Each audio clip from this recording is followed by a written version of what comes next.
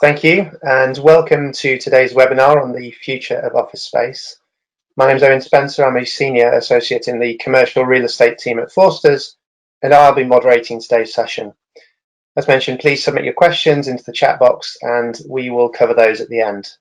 I'll now hand over to your speakers to introduce themselves. Glenn. Good afternoon, everybody, or indeed good morning, depending on where you're joining from. My name is Glenn Dunn. I'm a commercial real estate partner here at Forsters, and I'm also the head of our corporate occupier services practice. A majority of my clients are active in the banking and media sector, and I'm today going to be speaking from a tenant's perspective.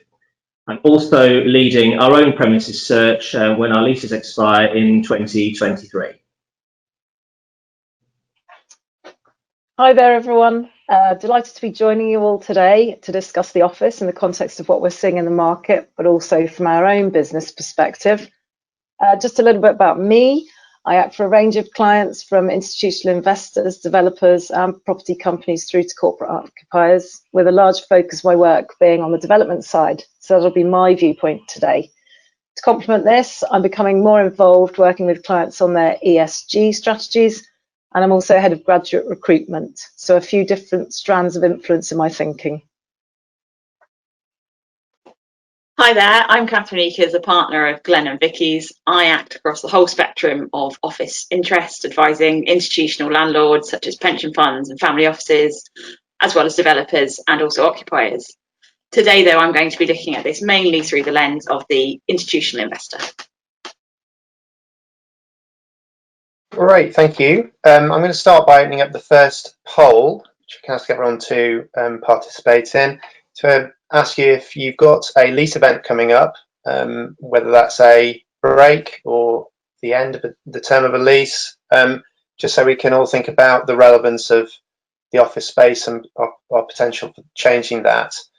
And see actually votes are coming in pretty thick and fast. So if you haven't voted, I'll close that in a few seconds. So last chance there. Okay. Superb. All right, well, I will share that briefly. Obviously, a lot of people aren't sure about the nature of their leases, which isn't surprising, but actually quite a lot coming up in the near term. So clearly a very relevant topic for many. So before we get on with anything else, I'd just like to throw over to Glenn to talk to us about why this is an important question and why we're even considering it. Absolutely, Owen. Well, as you can see from the poll there, whether or not you're a landlord or a tenant or even a developer, this really is a burning question, particularly bearing in mind where the world has gone in the last 12 months. And during that period, we collectively have been speaking with a lot of our clients and with agents in the real estate market and trying to sort of canvass a range of different views about the options open to businesses that occupy office space. And the burning question really is, has COVID actually created a permanent change? And if so, what is it? What will it look like? And obviously, in the context, of Forsters and our own requirements, that's been pretty challenging. And I guess, again, those of you who voted to say that you have expiries coming up, sort of in the next 12, 24 months, you're going to be going through the same thing here. And we'll explore some of the issues that will be relevant to you in terms of making your decisions going forward. Thank you very much. Now, I'm going to launch our second poll, which is the title of today's webinar, and I just want to get people's views as to what they think the future of the office looks like in 2025. And then, well, we'll be able to see if the panelists agree and whether you've got the same conclusions at the end. So we've got about, well, over half the votes coming in now. So just give you a few more seconds before I close that one. Great, okay. So I'll just share the results briefly, and it seems quite overwhelming. Let's see if our panelists agree at the end of the session. So let's start by asking ourselves probably the great existential question: do I actually need an office? Perhaps Catherine, you could walk us through some of the arguments to say actually office space is no longer required. Absolutely. So I'm going to play devil's advocate here, throw away my investor hat for a moment. We're the living proof that the office is dead. Look at us all. Here we are. We've been working pretty efficiently, pretty productively, by the occasional Wi-Fi outage and minor emotional meltdown, unless I just speak for myself, over the last 8 months. And that's something that I can't believe any of us could have pictured if we'd been sitting here a year ago, that we would have been able to do so seamlessly for the vast majority of office-based businesses. You know, we now have the tech and the cloud solutions available at a cost, yes, but that support remote working, support remote meetings, remote communication. And there are both business and personal reasons why many organisations might want to stay like this. There are obviously cost savings in a company for not having to pay rent, which is a massive overhead for any business, along with accompanying costs. And from a wellbeing perspective, many employees are saying that they want to carry on working from home. They're saving on commuting time. People can spend more time enjoying their homes and their families. I can't be the only person in this webinar who is no longer arriving home on a Friday night to an overflowing laundry basket and a fridge full of rotting food. It's amazing. It's a miracle. I feel like an adult the first time. Big names, you know, we've got Twitter saying that staff can work from home forever, and where they lead, other companies, I'm pretty sure, will soon follow. So, to me, it seems conclusive. The office is dead. Okay, well, I'm sure that isn't the only viewpoint. Vicky, can you give us some counterpoints to that, please? Absolutely, and I think, Catherine, as I know, it isn't really your true viewpoint, but thanks very much for playing that role. We've all seen in the headlines around office space and how for some businesses it is going to be reduced. Mention of around 50% reduction in some instances. And I think it's fair to say that what we've all known and understood as the traditional office with a focus on desks is going through a bit of a revolution, perhaps as far as saying the 9-to-5 office space has left the building.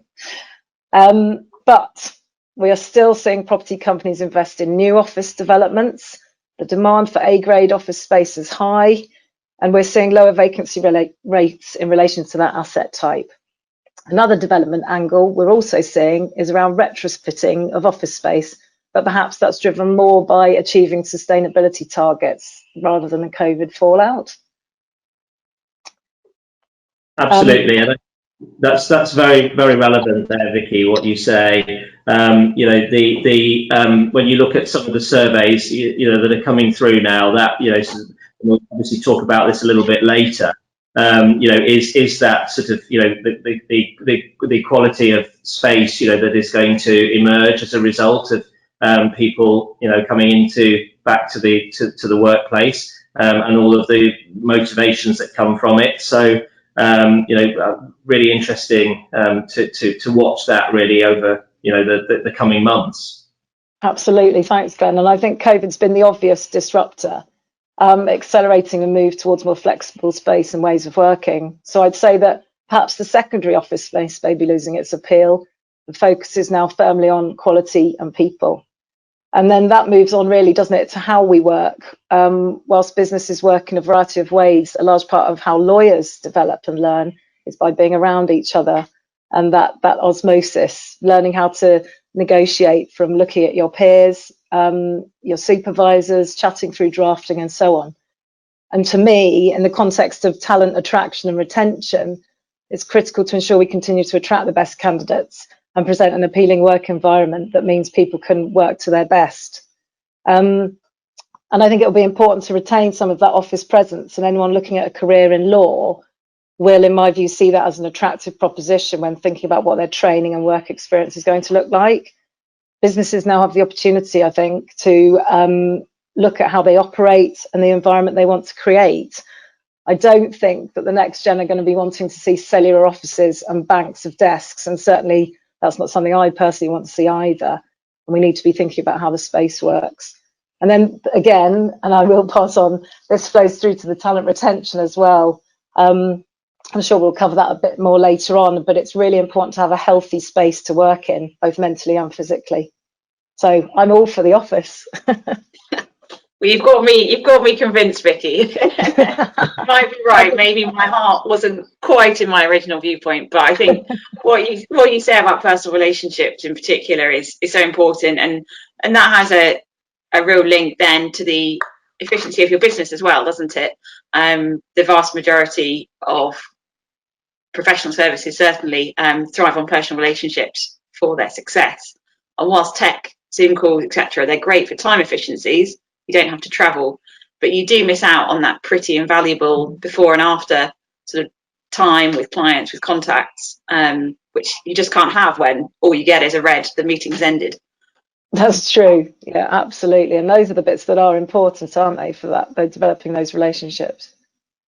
I'll be very interested to hear. I saw obviously on the poll there that a very small percentage of you think that the office will be extinct, and we'd love to hear more from you on that. So if you'd like to get in touch with us after the session to share your thoughts on that, we'd be really happy to hear them. Yeah. Okay. Well, great. Thank you on that. Can I bring Glenn, encourage you to continue and just tell us a bit about Forsters' view on this with one eye on our own upcoming lease event? Absolutely. Sure. So, those of you who know us and our business, we have our main HQ in Mayfair. We actually have 3 buildings in Mayfair now, and we have a back office in Docklands. And at the start of this year, pre-COVID, we looked at our options for 2023 and concluded that we felt that coming back under one roof would be a benefit for our business. It gets our various practice areas back together, encourages collaboration, and really reinforces, sort of efficiencies and that sense of collegiality and one firm. And I think, to my mind, that feels almost even more important now, in a sort of post-COVID world. And, if that new norm, as I think it probably will, involves the retention of remote working to, some extent, whether that is, 2 days from home, 3 days from home, whatever it looks like, then when you come into the office, it's got to be an attractive place to be, and therefore the feeling of being together rather than split up across multiple sites is quite powerful. One of the things we have looked at is the concept potentially of moving to a remote working, almost fully remote working option. I think it's fair to say that we're not sure that would work for us, and I suspect most professional services businesses would feel similarly, for the reasons, particularly Vicky, you mentioned earlier, about the training, leadership. I think that's really difficult to do when everybody's working remotely. So in conclusion, I think almost certainly we are going to continue to need an office. Now we'll go and look at some other factors of what that office might look like. Thanks, Glenn. I'm going to open another poll here, thinking ahead. I just want to ask the audience if they think that the office in the future, as compared to today, would be smaller, larger, or broadly the same. Okay, so votes are coming in pretty rapidly here. Interesting results. I'll give you a few more seconds to form your opinion, and I'm going to close that one now. Okay, I'll just share those results, and again, quite one-sided, but not universally so. Bit of a split opinion there. So can I hand that one back to Glenn and just ask what the Forsters' view is on size of office?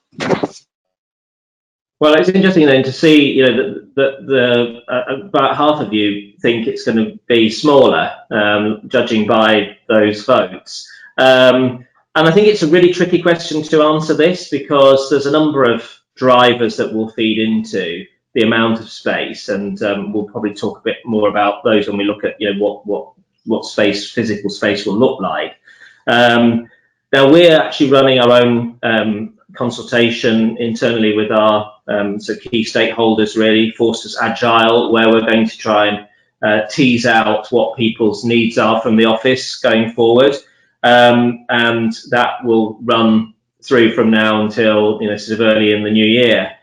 My personal view, I'm probably with those of you, you know, the 25 or so 30% of you who think that the office will be about the same. The reason I'd say that is that I think a similar amount of space is the most likely outcome, because whilst there will be a move away from the traditional desking, you know, primarily desking arrangements that you get in the office, we're going to need a whole host of other ancillary spaces to support it. Now, this has already started to come through in office design. It's nothing new, but, you know, particularly collaboration areas, flexible areas, you know, sort of town hall, you know, auditoria, that sort of facility, you know, which can be, you know, scaled up or scaled down as you need. And I think also, you know, the collaboration elements of what we do, and the reasons why people are going to come into the office now, not just sit at their desk as we all done historically, you know, looking at our emails, when we can do that from home. We'll be coming in to have meetings with our clients, meetings with each other, and of course meetings like this. And I'm really interested to sort of know how IT and the virtual meeting is going to develop over the next months and years, so that, you know, we really embrace, you know, the sort of the modern age of office working. I think that's right, Glenn. I think they're all really really good points there, and particularly interesting from my perspective, as well as the employees choosing a more flexible approach, wanting to work at home on some days and in the office on others. People will give much more focus, I think, to what they're doing on those particular days. For example, if you're in the office, you might choose to have your meetings. You'll obviously want to be more collaborative, whereas at home, it obviously lends itself to more desk-based working and perhaps more of those confidential calls, which you talked about. For me, the key is around using office space as part of your working week rather than it being your working week, so to speak. Yeah. And that's quite an exciting thought, isn't it? It is quite innovative, rather than thinking you just have to get up and go to the office day in, day out. The thought that you can make it maximise your efficiency and really add value to what you're doing, I think that is quite interesting. I'm interested to know what each of you think about, you know, the number of days that you want to come into the office. Where do you think that balance is going to lie? I think 3 days in is what everyone, I mean, basically, I think everyone's going to end up wanting to be in the office either Tuesday, Wednesday, Thursday, or, yeah, probably Tuesday, Wednesday, Thursday. Nobody will want to be in on a Friday or a Monday, and potentially not on a Wednesday. Which also leads back to the original starting question, doesn't it, in terms of amount of space? Because actually, there will be days when the vast majority of your staff are in the office, and so whilst they might not all have a desk in the traditional sense, they will all need a place to sit at various points, as well as the wide mobility that we've just talked about. I think that's right, Catherine. I wonder whether there'll be more structure around what that looks like in a funny way, because you could have your core hours, because of course if you're going in to collaborate with others, you want to make sure that everyone's there, or the people you need to be collaborating with are there. So it will be interesting to see how it plays out. But I agree, I think potentially a 3-2 split seems, certainly before we went into lockdown, what you were seeing more people doing. So yeah. Yeah, I mean, it's a slightly side point, but I also wonder when we'll see a change in hours patterns or kind of part days in the office. I mean, commuting, particularly into London, which is where the vast majority of office space in the UK is located, is obviously a complete nightmare and has been for many years. So actually, if we can relieve the burden on the transport system and ourselves by spreading out the times when everyone is crammed into the tube, I imagine that can only be an appealing prospect. Thank you. I'd just also mention, I think commuting costs is a relevant factor, and how season tickets works probably needs to be re-looked at by the transport industry to reflect new working patterns, because otherwise it won't make sense for people to work in these more flexible ways. So perhaps we can move on to what the space will actually look like. Catherine, could you start by perhaps telling us a few things you think we might see the end of? Yeah, absolutely. Well, we've already touched on them. I think the cellular office is pretty much dead and gone. The days of tall high rises with big glass offices for one person, I can't see a future for those. Similarly, the rows and rows of desks. We're not battery hens, and we don't want to work like that.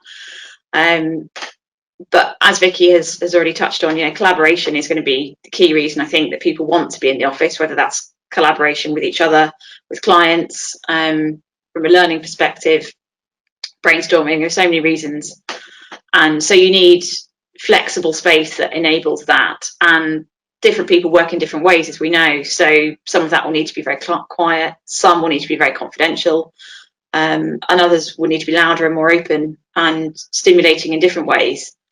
So obviously it does depend on your business, doesn't it? But I think there won't be a one rule for everyone, will there? I think it would be important for each organisation to really think about what the purpose of their office is.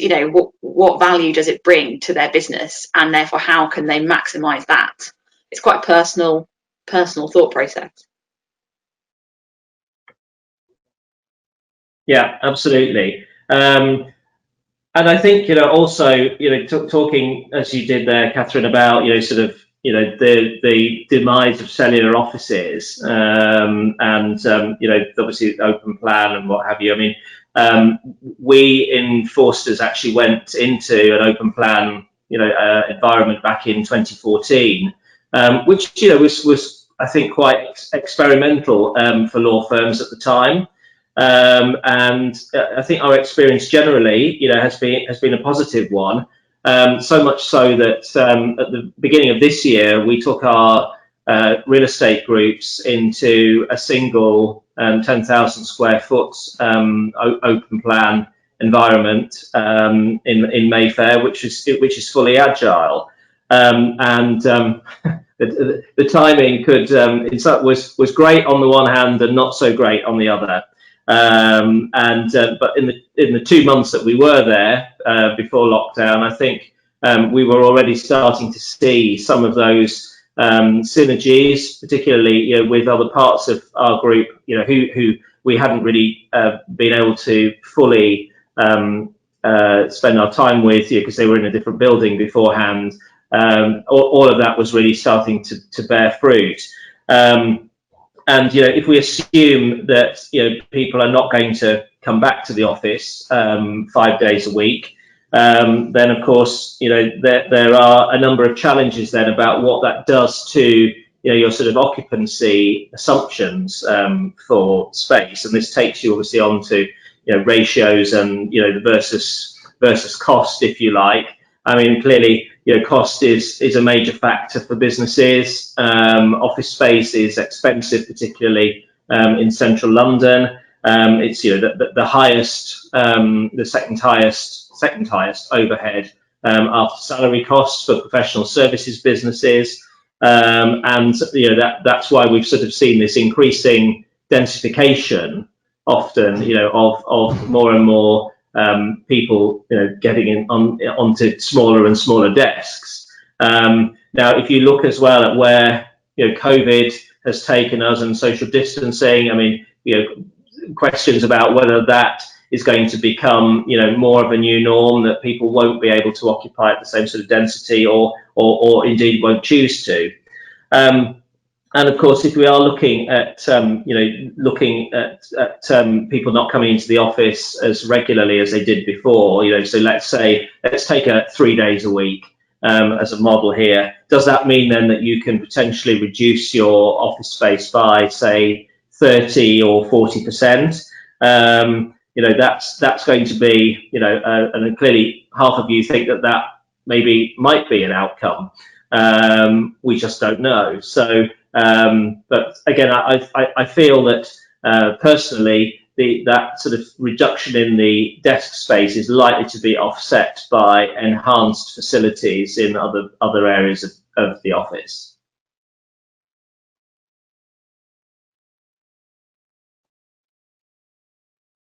What do we think? What do we think about sort of changes in type of work that's done in the office? Vicky, what do you think? Well, I think, yeah, it goes to my point in terms of the actual sort of the way you'll focus your day. I think we will be much more flexible, much more fluid as to how we'll work, who we're seeing, and what that will look like. I think space could potentially become more flexible in terms of open to clients to come into, rather than have your designated meeting rooms. I think there could be that more informal space. And then that goes to facilities, really, which you touched on earlier, Glenn.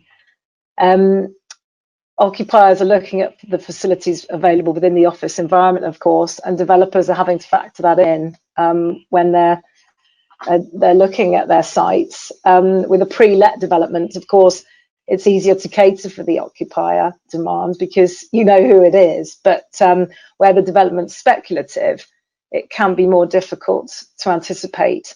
But saying that, I think there are certain elements that are going to be the differentiators and that we're seeing more coming forward. This will include things like commuter facilities. People are now cycling, they're running, they're going to want showers and bike racks and lockers. Going to Catherine's point earlier on, the technological offering needs to be really superior. That will go to the building's reputation, knowing that there's high-tech buildings coming along with a high wired score accreditation. And it'll also look to future-proofing, I think, to tenants, because their needs are going to develop as we go forward, because the demand, as we're already seeing, is huge on the systems. And then to another point, it's the WELL building accreditation, amongst others, that we're seeing. It recognises healthy places to work, air and water quality, green spaces, games areas to relax, socialise, and of course, back to the word we've used quite a lot so far, is collaboration with your co-workers. All in all, providing a space, I think, that's both mentally and physically appealing.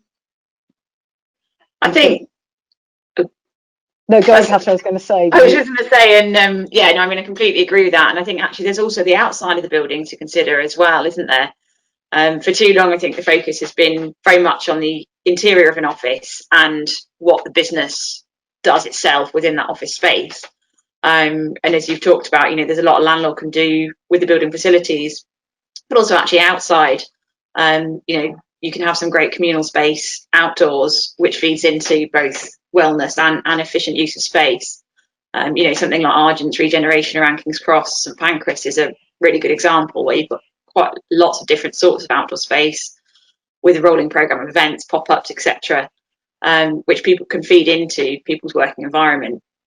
And I appreciate that not all landlords have the same level of control over the streetscape as a major scheme like that. But actually, you can work with local authorities to a degree to create an environment that's more attractive to occupiers. London has a lot of open space, there are lots of green squares, etc. And I think probably going forwards, we might see a greater willingness from local authorities to be flexible about making available use of adopted highway for public amenity space, which actually landlords should be able to capitalise on in terms of making their environment around them more appealing.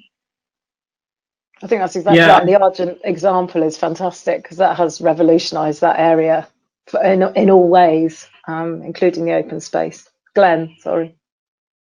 What's quite interesting to me, as well, in terms of the sort of the sustainability agenda, is that we only have to go back a few years really, and most of that was focused, on the sort of the benchmarking of buildings, sort of according to various criteria, BREEAM and general, sort of carbon footprint. But it's become much more diverse now when it comes to sustainability, because obviously the ESG agenda for most corporates, is becoming extremely important. And so the well-being, one of the measures that you have, and we touched obviously on the well, and I don't know how many of you are familiar with that, but the well measure, in relation to an environment that you create for your employees, that is I think here to stay. And we've certainly had examples of certain clients, in professional sectors where they want written into their leases commitments by landlords to comply, with their green credentials. So we used to see a sort of a green lease provision, which would be a loose agreement between a landlord and tenant to cooperate, to share information on data and try to run the building sustainably. I think there's definitely going to be a move towards trying to capture, much more, much more hard data and actual, compliance. Because a large part of why you choose a building now as an occupier is because of what it can offer, and you want to be sure to show, to your stakeholders that indeed that's what you're going to get. I think that's exactly right, Glenn. I mean, we've all seen EPCs which go to the hard sort of space of the building, but it's become much more holistic now. For example, where are the building materials sourced from? Are they sustainable? We've seen the recent launch by the Better Buildings partnership of Neighbours UK, which isn't a cross of the Australian soap we all know and love, but it is the National Australian Built Environment Rating System, and that's now been brought over here. And it looks at the use performance. It's been really successful in Australia in relation to office space. It looks at the design of the buildings and then the performance piece around energy, water, waste, and indoor environment as well. BREEAM in use, again, another one. So it's all shifting the focus. So it's really exciting to see how that's going to play out. But as you say, it also goes to the heart of meeting investment criteria that they have internally. So then let me speak up for the old tired buildings that don't have this this wonderful, exciting new build within it. What can we say for those? We've got an awful lot of existing office stock in the UK, and in London specifically, which has, I think, 6.5 times as much office space as in Manchester and Birmingham combined. A lot of that is not brand new grade A prime office investment space. A lot of it is a little bit tired, and I suspect is going to struggle to attract occupier enthusiasm in quite the same way as this exciting new space. It will come with a lower rent tag, but I'm not actually sure that that's enough really to appeal to occupiers anymore going forwards. I don't know what you both think. Yeah, I think that probably is right. We perhaps can talk a little bit further about what's coming onto the market as well, in terms of quality of buildings, and particularly occupiers' appetite, for those buildings. But yeah, generally, I think the statistics seem to indicate there is going to be a lot more of that space, arriving on the market. Particularly bearing in mind that construction starts, particularly in central London, have dropped quite considerably. In the last six to 9 months. So if you do need to move, or you want to downsize, then you're perhaps potentially looking at something which may be a secondary stock. But the best space and the ones that will attract the best rents are going to be those which have been fully refurbished, or indeed, are the new build. Well, I saw in the Estates Gazette this morning that WH Smiths are choosing to leave their office HQ in Swindon on the basis that it's not fit for modern requirements, which I'm assuming is an indictment on the state of their building rather than Swindon as a destination. But they've been there for 40 years, and I think that's probably a fair reflection of a 40-year-old constantly occupied building. Pretty difficult to, without spending an enormous amount of money, make it, and even then not make it as fit for purpose as you would with a brand new one. Okay, so if a business is coming to a lease event, whether that's WH Smith or somebody else, could you perhaps, Catherine, take us through some of the alternative options that they might have in terms of relocation, where to, different ways of occupying a space? Absolutely. So yeah, it's an interesting one, isn't it? And something which people have been talking about more and more because of the increase in home working. Certainly, and at Forsters, we've had people suggesting that we need a Wimbledon office, we need an Islington office, all inspired, I think, by handy convenience. I'm campaigning for the Yorkshire office myself. But it is true. Some companies do have a sort of hub and spoke model where they have a very small city centre office and then other offices around the periphery of a city, or indeed all over the country, with the idea being that staff can choose to work in the office that's most convenient for them. But if you look, which does sound kind of initially quite attractive, you get lower rents because you're spread out more, and people can have a shorter commute. But I think if you look at that idea in a bit more detail, I think it's sort of pretty directly contrary to what we've all been talking about for the last 40 minutes in terms of how people want to work going forwards, with the main purpose of coming into an office being for collaboration, to see clients, to see colleagues that you otherwise wouldn't be able to spend time with. And as soon as you limit your interaction only to those colleagues and clients who happen to live near you, you're cutting down on pool quite a lot. And I think unless you're a really, really large company, I'm not sure that hub and spoke model is really the way forward. And actually investing in a real destination office and allowing people to work from home in addition, I think probably will essentially serve what people would hope to get out of the hub and spoke system, but more effectively, and actually probably more cost effectively. I think I would completely agree with that, Catherine. It becomes more of a destination, doesn't it? And then you have to think about where are you going to locate yourself. Because I know Barclays Bank, didn't they? They trialled using their branches as office space for their main HQ employees, but they're huge, obviously. Whereas I think for the smaller businesses, that hub and spoke would lose its the bit that makes it special. But I think if you location is a really interesting question, isn't it? Generally, I can see one of the questions that's been asked here from the audience today. Is would Forsters be considering a move in town or out of town? I think almost certainly the answer is in town, to the extent that that's where our business is currently based and would continue to be based, and it ties into all of the issues around talent attraction, retention, etc., and also obviously client and profile. If we go back a few years, you've effectively had just really two core areas for offices within central London, the West End on one hand and the City on the other.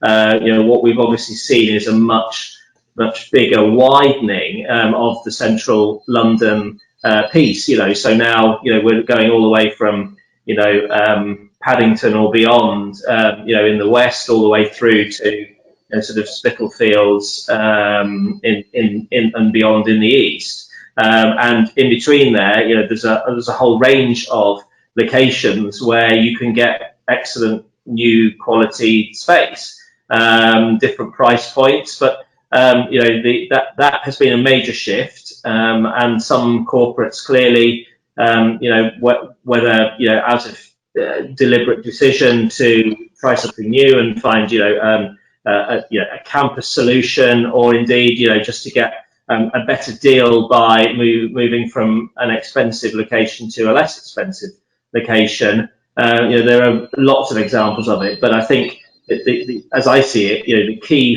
feature in all of this has very much been, that sort of flight to quality, if you like, which I think is something probably Vicky and Catherine, you've got a view on, with the sort of developer investor hat.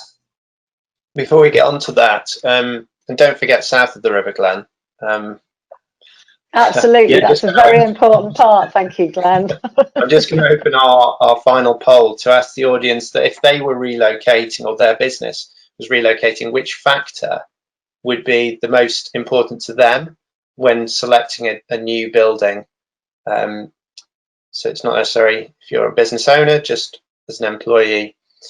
And then we'll go on to think about that, I think, because we're going to touch on the developer and investor conclusions that they can draw from today's talk. Okay, so yeah, most people have now voted. Just give you a few more seconds on that. And the results, again, one option is dominated, but again, far from unanimous, and perhaps not the results people were all expecting. So can I throw this one over to Vicky and Catherine just to give us their thoughts on what the developers, investors would take away from this? I'm quite excited to see sustainability and wellbeing certainly making an inroad there. I appreciate it is always location for obvious reasons, but that for me is somewhere we've really got to see we're making inroads in, and it certainly is on everyone's radar now, more and more over the last 9 months.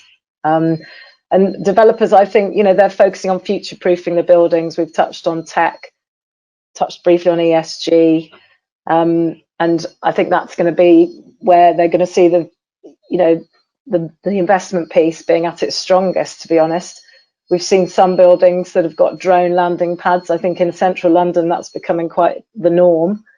And now out in areas such as Bristol and Leeds and so on, we're seeing that more and more. So it'll be interesting to see how that develops, because ultimately I think the aim will be to have human drone transportation. So watch this space on that front. So Vicky, you always get all the exciting, sexy new buildings, and I'm left with the older, tired ones. So what does your investor do with those then? And I think the answer is really interesting as well, actually, because I think there's a lot that the more innovative landlords are doing with their older stock with a view to attracting occupiers.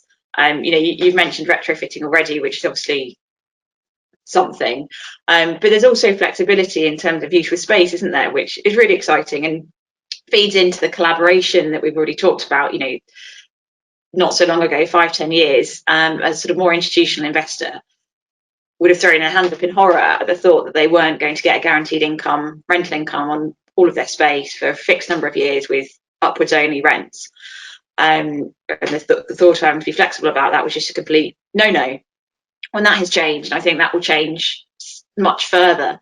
And a far-sighted landlord is realising that actually if they can be flexible and if they can talk to occupiers and really work out what occupiers are looking for, that will reward them with high occupancy rates, even if they don't necessarily have them locked in for a full 10-year term in the way they traditionally would have.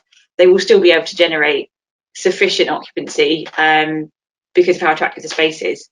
And interesting things that we're seeing some of our clients doing are sort of, I think, moving on from the WeWork model, which was obviously providing flexible space just as a business in a way that our institutional clients weren't able to consider doing themselves sort of 5, even 3 years ago. But actually now landlords are saying, okay, well, I could set aside a floor or 2 floors of my 14-storey office building and I can fit that out really well, either as collaborative sort of meeting room, breakout type space that's available to everybody in the building as overflow space, or I can also fit some of it out as sort of, flexible office type space. You've got a lot of very clever things that you can do with walls that are very easy to move, tech that's beautifully inbuilt, so that actually you can have a really flexible space that can be constantly moved to suit the occupiers you've got in the building at the time. And something like that can transform, I think, the desirability of what might otherwise be a building that's not particularly indistinguishable from another 10 within 200 yards around it. I think that's a really interesting point, Catherine. And I think, so for SMEs, you're seeing more take-up of that type of space in London, for example, and then in the heart of London, and then perhaps more in the suburbs of London, you're seeing the same model but in a smaller way, and they've got the communal space, and it's where young professionals, young entrepreneurs can go and work as they choose, but with other people around them. So I definitely think that's going to be sort of making some serious inroads over the next few years. Absolutely. And I think ultimately the key to all of this, from what we've talked about, to me, in my view, is collaboration, because that is how the parties are going to get the best out of it. It's no longer one party necessarily holds the power. If the parties can get together, work together around the space that they want, that flexibility and the demand, then I think it's going to prove successful for all those involved. And it comes back to the well-being and sustainability piece again, she says. Because again, that's all about collaboration to create a sustainable environment. It's not about just the building you're delivering, it's how it then operates, who is letting it, who's then operating from it. Well, I think is fascinating, just looking at the poll results that we saw on that last question. If that's representative of the market, it seems to indicate to me, that developers have completely got it right. In being willing to go the extra mile to get the best rents, because price is lowest on the list of priorities there. So location and particularly sustainability and that sort of growth of well-being as a driver. Again, be interested, those of you who are in businesses that now have a really well-defined agenda. We'd like to hear from you afterwards if you want to get in touch. All of this, I think, will really feed into potentially a complete sea change in terms of the categorization of office stock.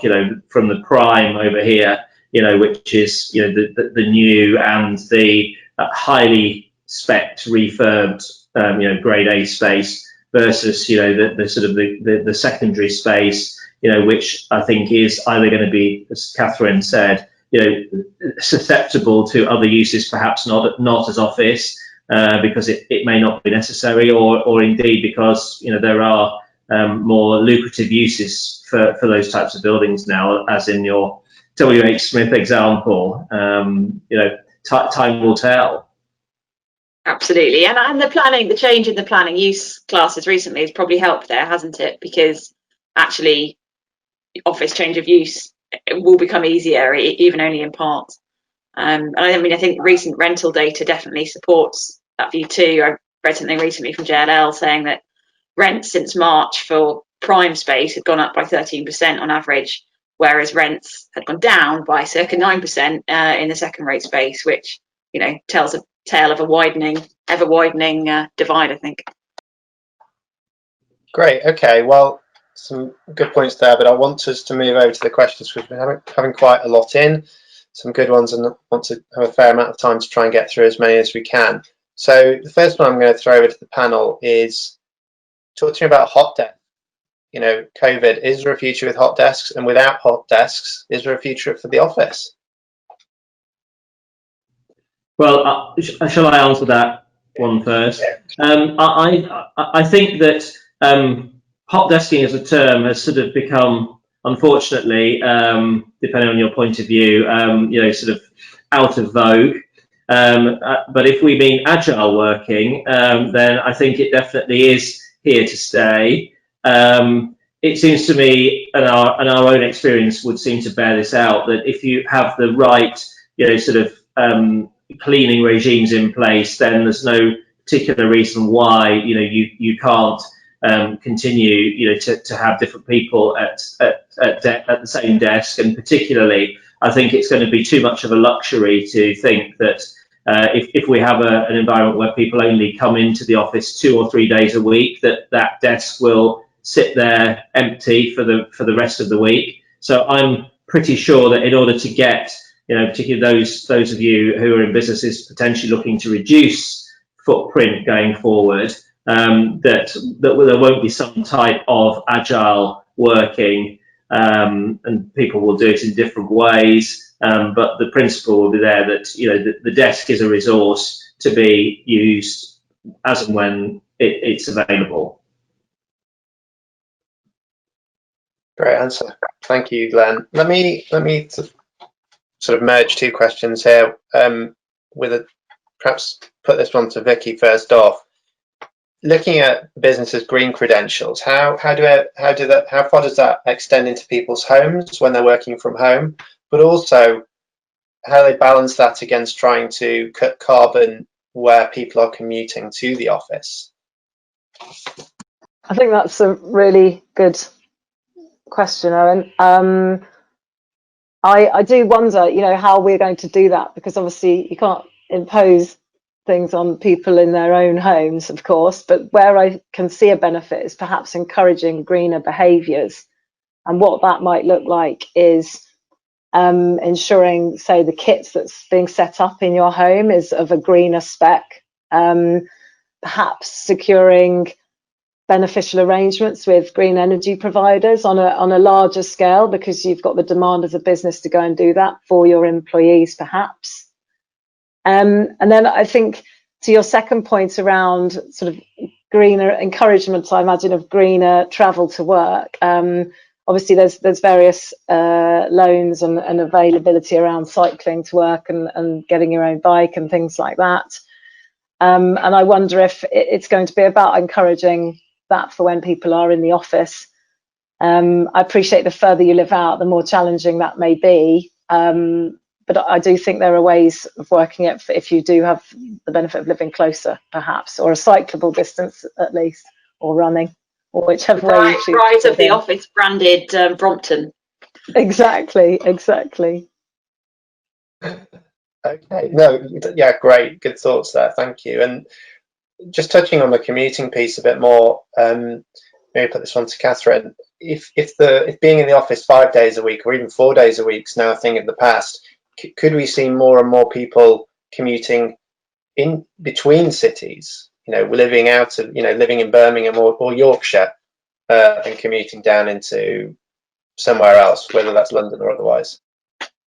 I mean, I think it's quite possible, and obviously the infrastructure changes coming, HS2, for example, etc., and other projects like that will make that even more likely, more feasible. I think it's really interesting. It's really exciting, and there are obviously kind of wider social consequences as well, which sadly we can't really explore in as much detail as they merit. But there's long been a big difference in salaries between the south and the north, housing prices, and other similar things. And actually, it'd be really interesting to see whether the fact that people can travel sort of further but for shorter time in the office leads to sort of more general levelling up across the UK as a whole, really. Following on from that, if business owners are able to reduce their real estate overheads, if they do take smaller space or they can move it out of the prime locations, could it be that some firms, particularly in the service industry, find it harder to justify their fees when their employees could be based anywhere? Could there be a client-side push to see businesses say, you don't need to be here, I'm happy with Zoom? I think that's a really interesting point, isn't it? I mean, the carrying out of certain work by firms, either offshoring, nearshoring, northshoring, however you might want to term it, has been quite prevalent within legal services.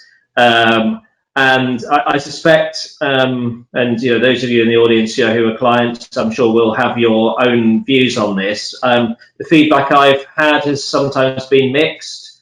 I do think that a large part of our client service is personalised, and what clients really want, are familiar faces and people, that they feel that they have access to and can connect with, and that has always been easier in a sort of London-centric way. Now, whether in the brave new world, the medium of video conferencing means that you can get that level of closeness with a client, who doesn't happen to be in the same city or even in the same country as you, that may well be possible. And whether it tracks through to fees, we can but see. But there's a delicate balance, I think, to be struck between the quality of service that you get as a client and the price you're prepared to pay for it. Yeah, I completely agree with that, Glenn. And I think that most clients would probably be of the view that they don't want to pay for anything that doesn't add value to them. But that's which brings you then to what is the value and why do you pick a particular firm? And it goes for all professional services, doesn't it? It's not the case that clients pick the cheapest provider for whatever it is that they want. And that's true of all of us in every single walk of life, in every purchase we make. The reasons why we choose to buy what we buy are many and varied. And the successful businesses are those that work out what their sort of special factor is, their why, I suppose. I think a client would probably quite legitimately say that they don't want to pay for someone in a 1,000-foot cellular office, for example, and why should they? In the same way as actually they don't want to pay for someone to type out a document by hand with one finger on a typewriter anymore, because you should be investing in the tech, cutting edge tech that enables your work to be done as quickly and efficiently as possible, so that clients don't have to pay for that kind of thing. We don't have clerks writing things out by hand anymore. Great. I think that's right, Catherine. I agree. So I was just going to quickly add that I think it goes back to the point about you want to provide the service that your clients can see the benefit of, and having that tangible offering is what makes the difference. So having that space for collaboration. Fantastic. Thank you all for that. And I was just going to summarise very quickly some thoughts that I've been writing down as we're going along. It seems to me that quality is going to be critical, whether it's the prime rents or the grey space. That's got to be front and foremost. Facilities are going to be changing, whether it's the developers or the investors that are leading that, looking to protect their yields, or whether it's occupier driven, looking to create a destination office. Connectivity, wellness, and sustainability are going to be things that we see in leases going forwards in a big way. And I think probably cooperation and collaboration, whether that's within buildings or within leases, they're going to be common goals, and there's going to be a need to share data and information. So I think that just means I'll thank the speakers, and I'll thank everyone for joining us who's made time. Contact details are below if you want to get in touch with anyone. But thank you for joining us. Thank you. Thanks very much. Thanks, Owen, for mediating.